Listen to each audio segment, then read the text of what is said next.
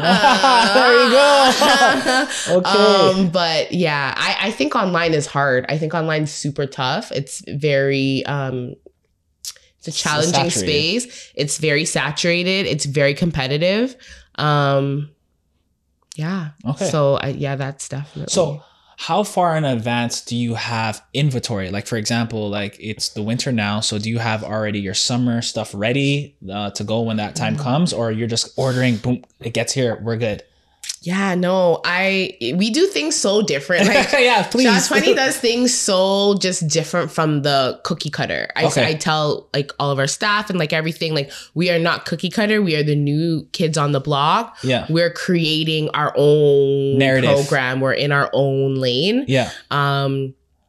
We are super on season. Okay. And we're very current. Okay. So next week's product is bought the week prior. Oh, really? Yeah. Yeah. And now you're buying online, like you have your vendors. I do combo of both. So I go to LA sometimes. Oh, you're doing frequent trips, I guess? Yeah. Right now I'm going to LA every 2 weeks. Yeah. Every 2 weeks? Yeah. Shit, that's a lot of flight time. Yeah, but it's worth it. And then so I do online and I do LA. But the thing with online is you don't gotta go. You don't have to pay for the flight. You don't have to pay for your hotel and all of that. So you save that money. Okay. Are you going empty suitcase, by the way? Or yeah. Okay, makes sense. I'm actually going no suitcases and bringing back boxes. Yeah. And I feel like business these days, you just got to do what you got to do. Like just sticking to the normal narrative is not going to cut it these days. That's someone else's success. Yeah. It's not necessarily that someone else's success. You can know the exact same steps, but it might not work for you. No, I feel like the successful businesses right now are the ones that are literally creating their own program. Yeah. In whatever way that may be. So for me right now, based off the shipping world and the shipping game, the game of logistics, sometimes I bring back boxes. Yeah. Like I'll take 9 boxes on the plane with me. Oh, geez. Yeah. And pay that extra fee. And I'll pay that fee. And it's half the fee that I would have paid UPS. Oh. And I got it in a day. Right? And it's coming back with me. That's the pro to it. Yeah. So, and like I'm saving money, right? And that's including the flight and everything. Yeah. Like I sometimes like the flight, the accommodations, the Ubers, wherever I need to go. Yeah. And the baggage fee, when you add that up and then you add up what UPS is charging to move these boxes, it's cheaper. Oh. When it's cheaper is when I go. Okay. And when it's not is when I'll do online. And what different, like how do you know when that is? Okay, so when I go online, there's obviously a middleman, right? Yes. There's a website that's the middleman and they eat from you and they eat from the vendor, right? When you go to LA, this is you and the vendor. Me and Joe, like Joe, $15. I'm like, Joe, $12. Yeah. And so right there, I save $3 off each item. Yeah. 3 times 6 is And you're 18. always negotiating? Yeah, absolutely. Okay. Absolutely. So when I go to LA, I get more product. Like when I physically go, like if I'm doing it online, I'll get 6 boxes come in with like $10,000. Yeah. If I go to LA, I'll get 10 boxes. Jeez. So it's kind of become addicting to getting those extra boxes. Because that's money. For that same money. Yeah. Even though it's annoying, like people are like, "Oh, you go to LA?" It's like, yeah, I sit on the 5-hour flight by myself, and I'm in a hotel room by myself, and I get up early and walk around, and then dead tired after the whole day. Yeah, like it's a job. It's a job. It's not fun, but I mean, it's rewarding. It's rewarding. It's cool. And then when you come back and you open the boxes and you put them all in the store and you see everything, you're like, I did this. Like, mission complete. Yeah. Okay. So I think you just have to be innovative. These days, like the normal do this, it's not going to work. Okay. You got to be innovative. Because if I was shipping with UPS or shipping with Pure Later or whatever the case is and paying those monies, maybe I would have been out of business. Maybe I wouldn't have been able to afford because it gets expensive. Yeah. Like, especially when you're shipping heavy boxes and a lot and it of gets them. expensive. Yeah. It's expensive. And I think that some of my competitors have gone out of business because of that, because of the logistics. Duty-free tax. Yeah, where we live in Canada, everything that comes in here taxable. gets taxed. Yeah. Like everything.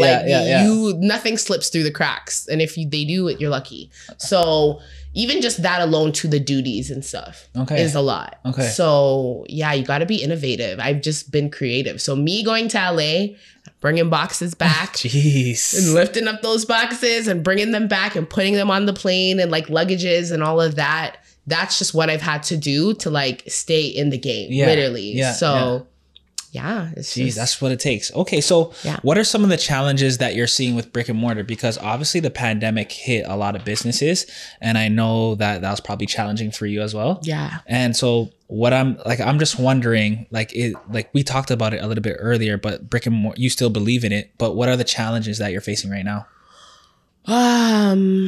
Yeah, like Shop 20 was we opened in 2018. So if you think about it, like Shop 20 is like a COVID business. Like, true. We're a COVID business. Year and then went right into COVID. Yeah, like half of our business, half the time you've been in business is COVID. So that to me was actually a blessing because I couldn't imagine being an established business and then having to make this adjustment. I think that's why a lot of businesses have closed. Yeah. The mall's closing and literally having to shift online was a big thing for us. Yeah. The mall is closing and still having to pay rent was a big thing. So you had to pay the rent the whole time, or was it subsidized? No, I mean, yes. So the government was helping. Yeah. Like we did get government assistance in that sense. Yeah.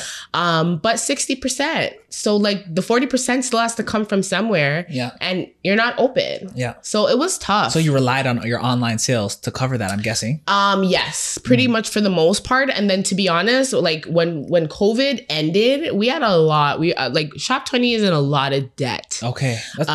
Just like being completely honest with you because of COVID, and still in a lot of debt because there's all these, it's like at the time you're like, yeah, I can get that. I can get that. I can get that. You have to pay all this back. Yeah. So these are things that we're paying back now that like we've taken a lot of different assistances that we needed to just survive during that time, that now it's like that money's gone. It's done spent. Yeah. Geez. And we got to pay it back. Yeah. You have to pay it back. Is that with interest as well?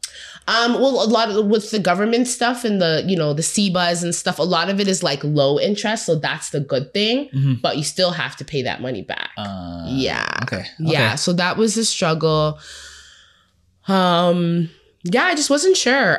But you see, for me, I'm a little different in that way. So for me as a businesswoman, I'm like, this is when I opened Sherway in Hamilton. I opened it during COVID. Okay, why? So what was the thought process towards that?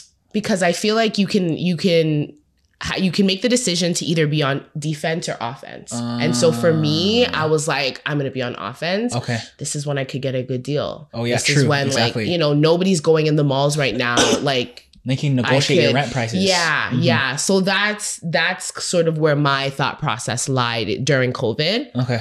And so we expanded during COVID. Oh, geez. And like, those are the 2 locations that we did. Now those 2 locations are closed. Yeah. Definitely great learning experiences. I wouldn't take it back. But yeah, I was expanding during COVID. I was on offense for sure. That's definitely on offense. Didn't want to just sit back and just let COVID beat me, So in 2020 hindsight, now looking back, how do you feel about those moves? Okay, so so I went through an experience where, so all of the deals I did, so Bramalea, Pickering, and not me, this is O'Neill, who does our business development. He's the one who negotiates all of our deals. Okay. Shout out O'Neill. So Bramalea, Pickering, Oshawa, Scarborough, all great deals. Got great rents. Yeah. Great. when it came to Sherway and Hamilton, which was like Cadillac Fairview, this was my first experience. I'm going to say, hope I don't get in trouble. Hopefully like too many people don't see this, but that was our first experience of, I'm going to say like racism. No, like corporate mafia. Oh, okay. Yeah. Is what I'm going to say. I think they picked, like, obviously we're a young, small business. Mm-hmm. I think that they picked up on the excitement. I think they picked up on the lack of knowledge that we may have had or not have had. And they use it and they capitalized on it. Mm-hmm. And they got us to sign a deal that was too expensive and was too high. Yeah. But with the excitement and the, oh my God, more locations, more, grow. They capitalize on your emotion. Yeah. Yeah. And I think they did that. And I mean, hey, they can only capitalize if we let them. Exactly. But yeah. So what advice would you have for people to not make an emotional decision and so they can do their due diligence so that wouldn't happen to them? Yeah, it's tough because I wouldn't have known until I actually experienced it. So it's hard to say. Yeah, like true. I wouldn't have known it was a bad decision. And even to this day, it would have looked like a good decision. Yeah. If I didn't experience it to know the specifics as to why this doesn't work and why this doesn't work. What advice would I give? Because experience is a thing for me. Like the best teacher, to be honest. Yeah, and I wouldn't take those things. Like I wouldn't take either of those stores back. It actually shaped the business plan to what it is now. Okay. And it taught me what not to do, what exactly we need to do as a business, and who exactly our customer is and where we need to be. Okay. But I'm just going to say, don't be too excited and you can't make decisions with emotions. Although, to be honest, these decisions were made by multiple people. Like we have a management team of multiple people. I'm not the person to like make all the decisions. Oh, no. I'm the most indecisive person ever. So I mean, there is a team of us. Can you talk to me about your team? Like, what does it consist of? Like the CEO, like how does it? What's the structure? So there is a team. There's O'Neill. So O'Neill is he's the chief of marketing. Okay, and he's business development. Okay. You have Gia. Yeah. She's HR. Okay. Gia's been with the business since the beginning. Okay. So she sees it all. She's a businesswoman as well herself. Genius in retail. You have Natasha, who is also an area manager, and then we have Cassandra. She's an area manager as well. Okay. And area managers are more of the sales and operations end as well. So they are like the ones on the floor running. Okay. But they're bringing it to the back end to relay that message and like from that standpoint. Okay. So, there's a team of people that make your collective decision. Yeah. And so usually we vote. Okay. Right. And I think my biggest mistake was the fact that it wasn't unanimous. I should have said no. The fact that we had Gia, who she's more conservative. I'm ambitious. I'm dangerously ambitious. Me too. I'm like, yeah, let's do it. Oh my God, yeah. Oh my God. Yeah. And Gia's very conservative. Yeah. So for me, I'm like, you're a downer. You're a downer. You're too conservative, and we're never gonna win and build this big empire with this mentality. But you have to be conservative sometimes, and so. I think, the fact that there was those reservations about the price of the rent. Yeah. We should have looked into it more. Yeah. Looked into it more, but just said no, to be honest. Okay. Just for the fact that there was reservations. Yes. Everyone should have been unanimously like, yes. Yeah. And so that's what I learned. Like, yeah, with that, for sure. Like the team, if it's a go and it's the right move, everybody will see it as the right move. And if it's not, or there's holes in it, someone's going to see the holes. It may just be one person, but they see it. They're going to see it. So definitely that. I never make the decisions by myself. That'd be so one-sided. Yeah. That would be so crazy. No, there's definitely a team. So what advice would you have for people that are looking to get into brick and mortar? Like what sort of things should they be looking for? Who should they be contacting? How does that kind of work? Yeah, brick and mortar is amazing. Again, it's amazing because again, like these malls, they get this traffic, right? And your demographic is there. Wait, so I gotta ask a question. It doesn't matter which mall you go to because you have to know the demographic of that mall specifically. Yes. Yeah, you have to do your research on the mall for sure. That's important. Yeah, you have to do your research and know the mall is the right. It's the right mall. And that's something I've learned with experience. So for sure, do your research on how much traffic the mall gets, where it's located, who their demographic is, what their sales per square foot is, because then you can understand, does the customer have money? Is it a higher end customer? Is it a lower end customer? You can all understand that's how you do all your of price that. Points and all that. Right. That's how you understand if your store is right for this mall or not. So for example, with Sherway, we looked at Sherway and Sherway. I feel like it's more on the expensive side, no? Yes. Okay. So their dollar per square foot is high. Yeah. It's over $1,000, which is so high. Yeah.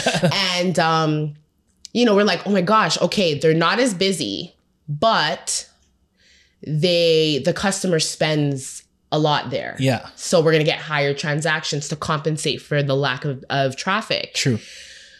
Sherway, when it came down to it, Sherway is dead Monday to Friday. Monday to Thursday. I've never seen Sherway packed I'm ever. like, oh my God. You would never think because it's Sherway. Yeah. And I was excited. It's Sherway. Sherway is slow Monday to Thursday. That was killing us. Yeah. So on the weekends, great. But there's 5 other days in the week. Yeah. So that was something that really, I guess more research could have pinpointed that. But again, it's something that we had to experience to see. And then we also didn't have enough traffic. So it also let us know, the malls that we're going to go in, it has to be at a certain traffic level. Yeah. Yeah. And if you're going for brick and mortar, to answer your question, you'll be surprised. There's a lot of malls that have these programs that will allow new businesses to come in as a temp tenant and test out the market. Oh, that's good. Yeah. That's really that's how we got in. We got in through a program with Bramalea. Okay. I don't know if Bramalea City Center still has that program, but that's how we got in. What's the time frame for the temporary? It depends. 3 months, 6 months. Okay. A year is usually like the average. Okay. 6 months is also a thing too. Yeah. And you can do a pop-up shop and you can just have like a 1-year lease with them and you can test it out and they'll give you that space for half the price that it normally would be for you to test it out. And for them, it works because their space is occupied and they're getting something from it. They may not be getting the full price, but they're getting something. Yeah. So, it's as simple as looking up who the specialty leasing manager is for that mall. You need to find that information and then you contact them. And it's kind of really that simple. And then they'll let you know all the information that they need. They're going to want a plan. And sometimes they want a business plan. I didn't have a business plan. Yeah. But luckily for me, Bramalea just wanted some photos of what I was going to be selling and like an idea of what it was.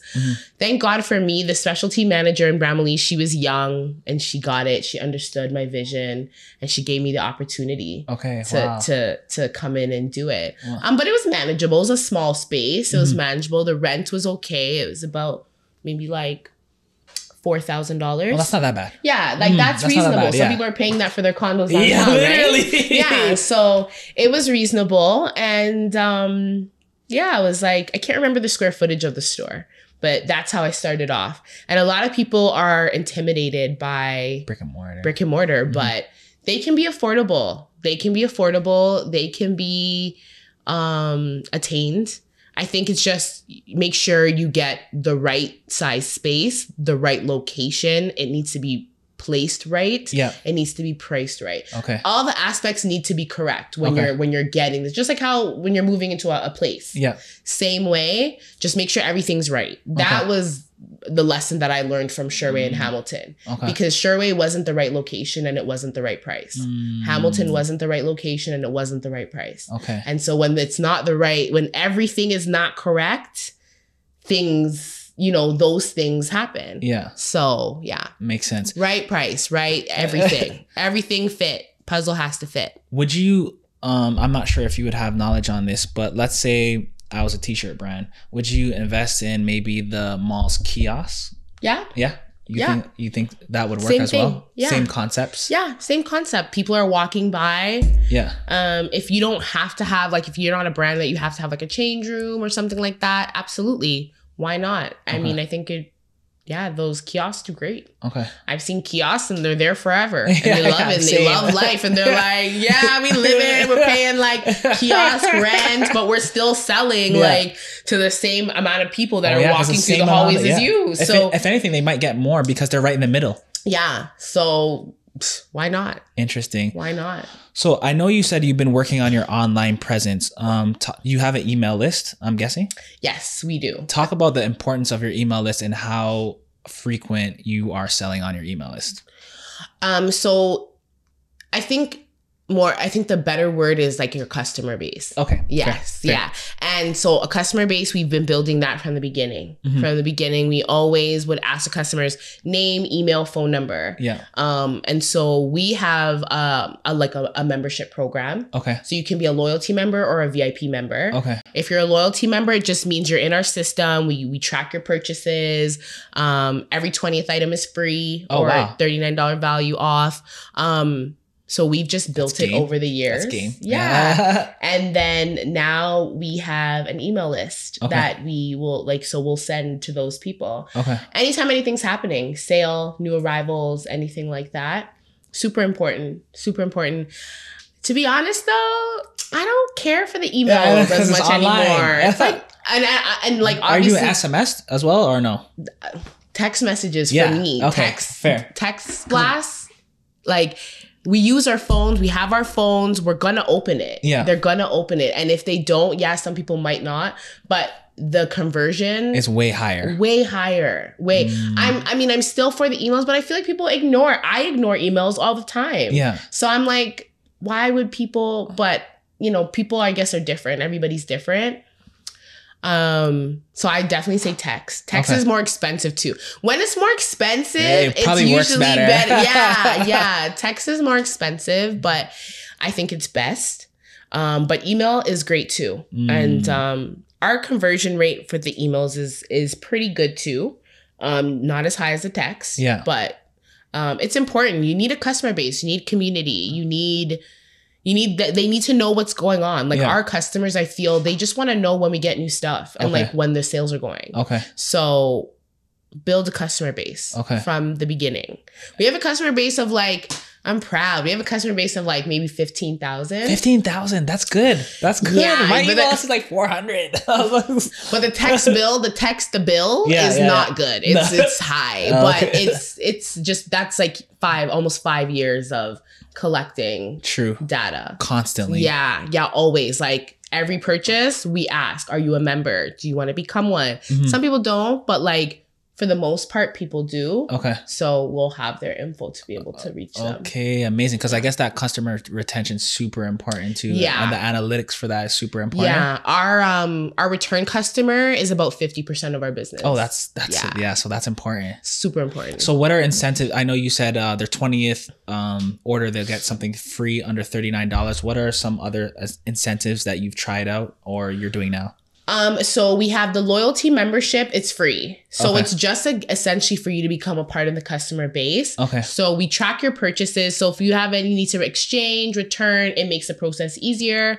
And then you're kept informed. Okay. And then every 20th item, you'll get $39. You can get a $39 item for free or $39 of value towards an item. Okay.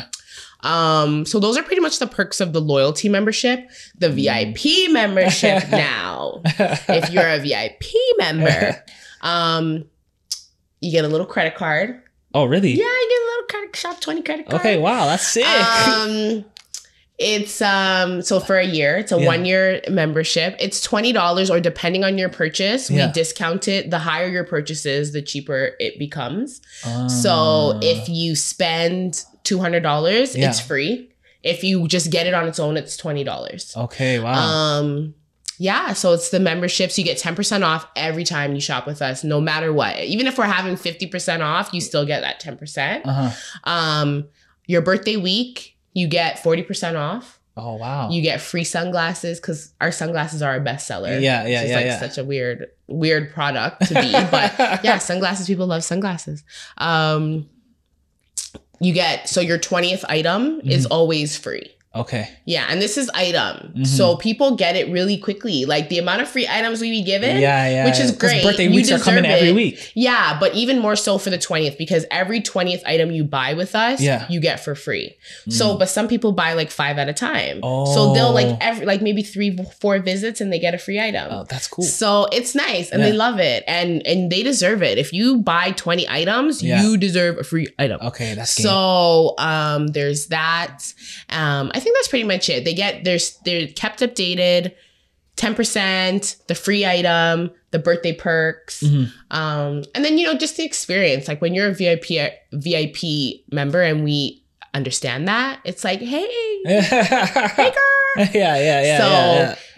Yeah, definitely like loyalty programs and stuff like that. I think they're important. They build community. They build that your customer base up more. Yeah, and I mean.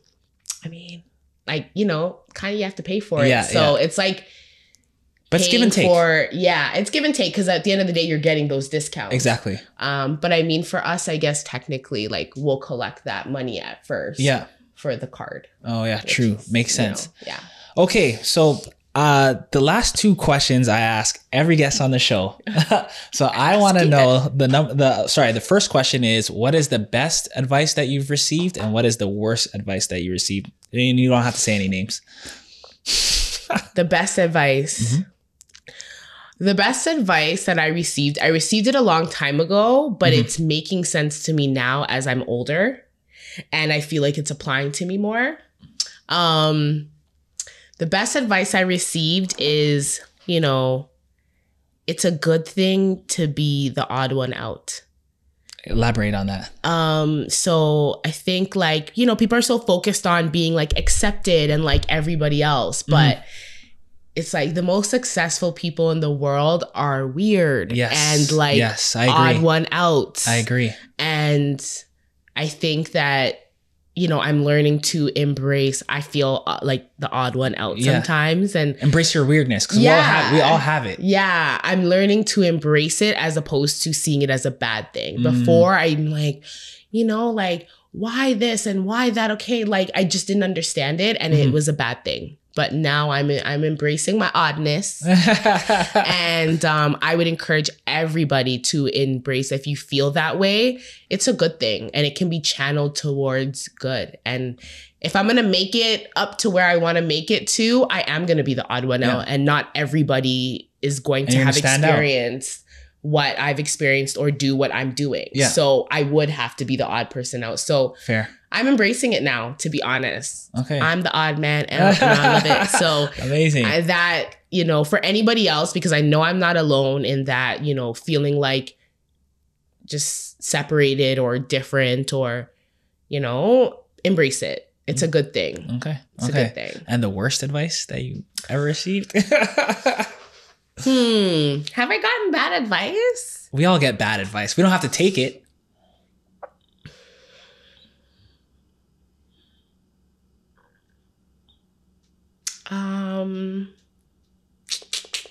Could be a bad deal. Someone tell you to take a bad deal or not to do something in life.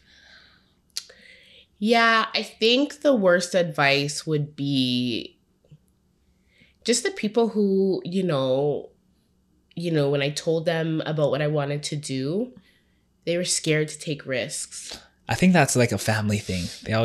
I think it's out of love, but it is bad advice. Thing. Yeah, it's a family thing. And it's like, it's out of love, but it's like it could deter you from doing things. Absolutely. And, or it sets you back in it, the process. And yeah, I'm going to say that because the way people are making money these days and do the things that they're doing, it's just so different. There's so many different ways to make money. Yeah. So I honestly have to say, like, I think the worst advice was like, not like, continue doing what you're doing. Like continue working and save and, and it was just like, not take that leap of faith or, you can't, or how are you going to survive or whatever. I think that was kind of the worst advice, even though it was out of love. Mm-hmm.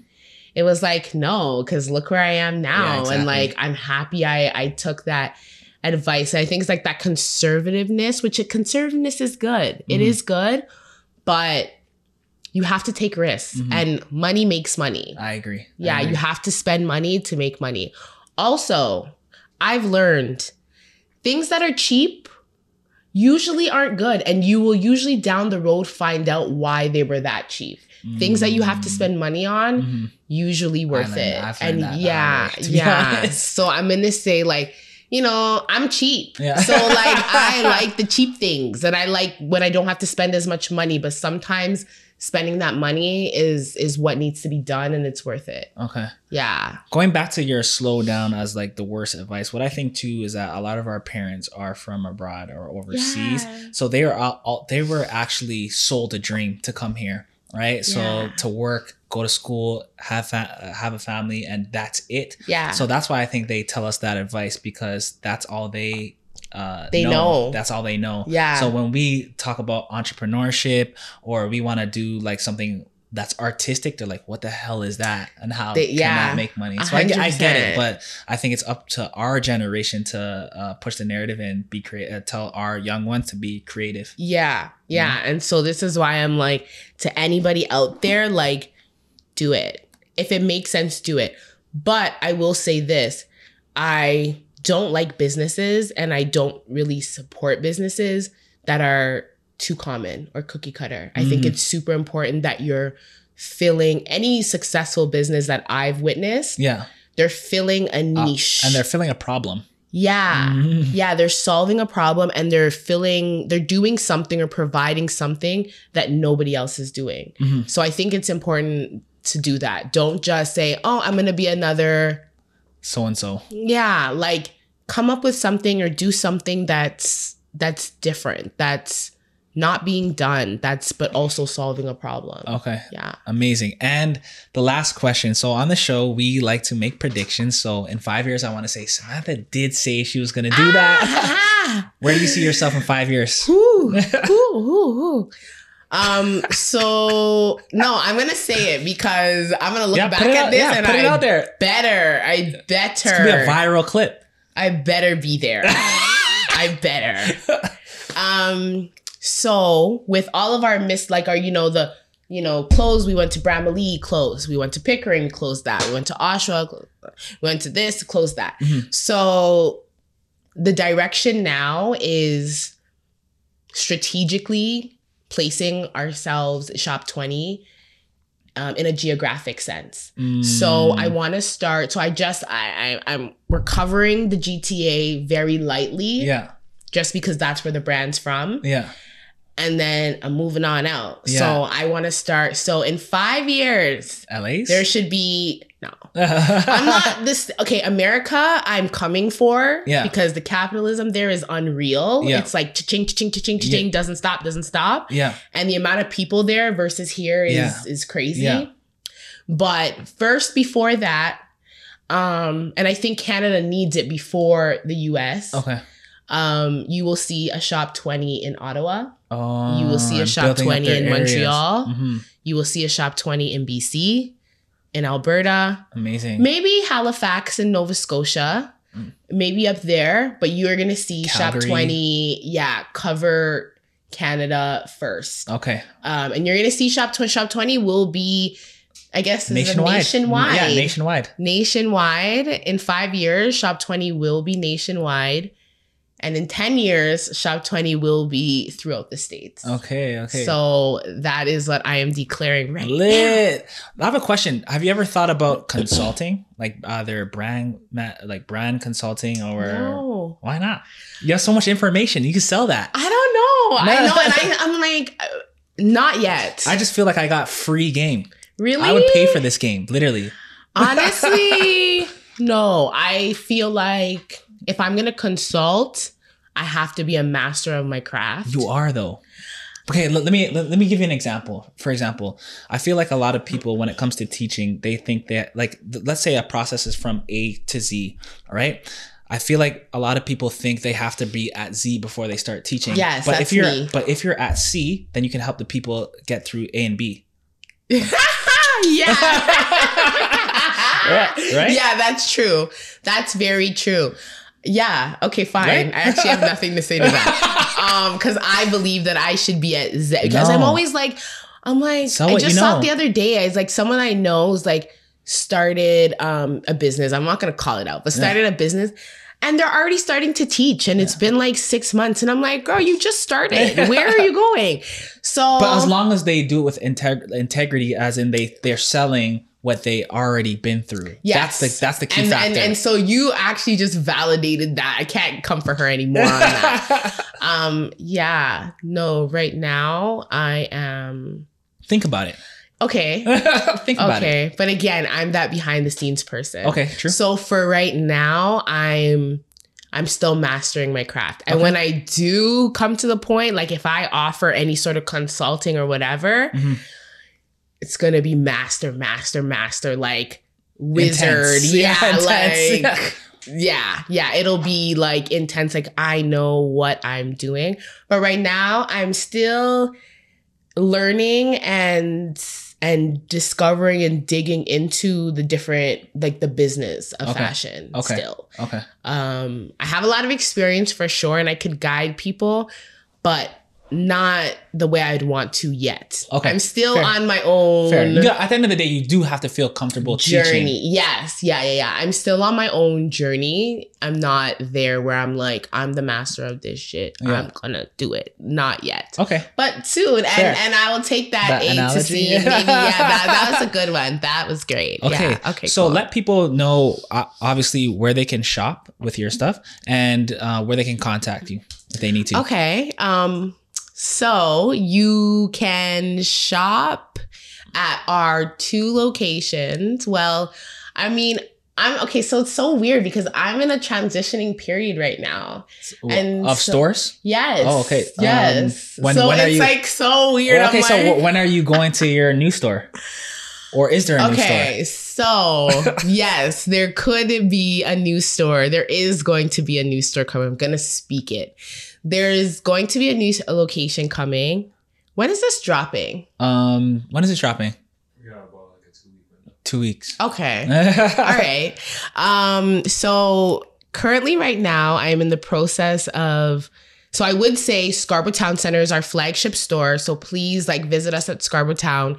Scarborough is where we have every piece that we bring into Shop 20 goes into Scarborough Town Center. So make sure you visit Scarborough.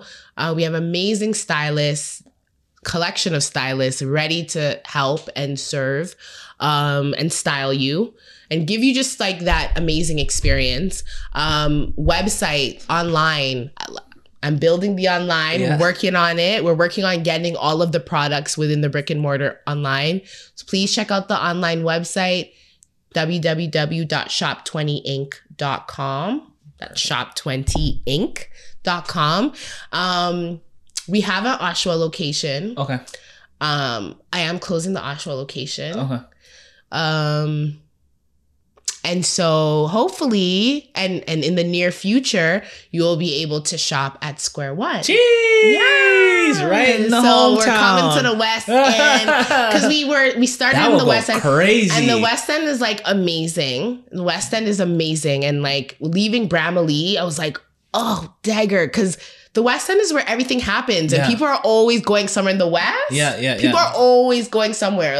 In Bramalea, I knew every single party that was happening every weekend because it was it's just the West End has that energy. Okay. So when that happens, when Square One opens, make sure you check out Square One. And so we'll have Square One and we'll have Scarborough. We'll have one in the East, one in the West to check out. And then we'll also have the online website for anybody who can't get to any of those locations. So that's where you can find us. For me, I'm in the background, but don't bother me. Leave me be. Let me do what I'm doing. But if you need to get a hold of me or you would like to contact me, my Instagram is Sammy Big Dreams. Or you can email me, sammyensemble@gmail.com. Our Shop 20 Instagram is Shop 20 Inc.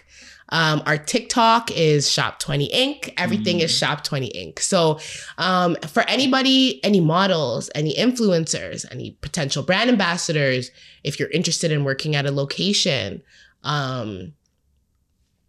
just customers who wearing a product, you want to tag us, let us know. You can contact us in any way. Instagram, TikTok, email, come into the store. We'd love to see you.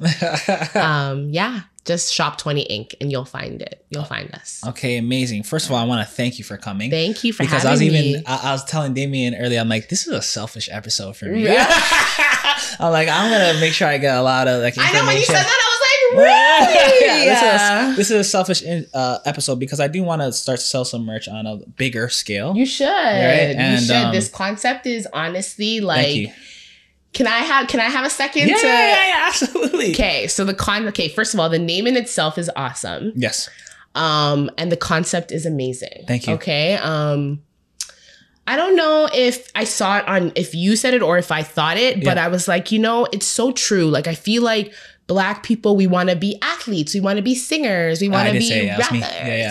Yeah. It's like there's so many Black people who are doing Black entrepreneurs that are doing different things. And the businesses that I know of that are making amazing money and doing amazing things are people who are solving problems that people don't want to solve or in fields that people don't want to touch or they're not even thinking about it. They're not even thinking of it. Yeah. So it's like, please continue to shine light on these people. It's honestly incredible. That's why you're following and everything is going the way it's going for you because you're doing something and you're highlighting things that people don't typically highlight. Thank you. So it's great. It's an eye opener. Like I said, I watched some of your podcasts and I used somebody that I saw on your podcast, like just for myself. I wouldn't have known that it existed if I didn't see it. Yeah. So it's working. Thank you. Appreciate it. It's working. You're doing what you're supposed to be doing. We need yous. Thank you. Thank you. I really appreciate it. I commend what you're doing. It's amazing. And also, when you get more game, feel free to come back.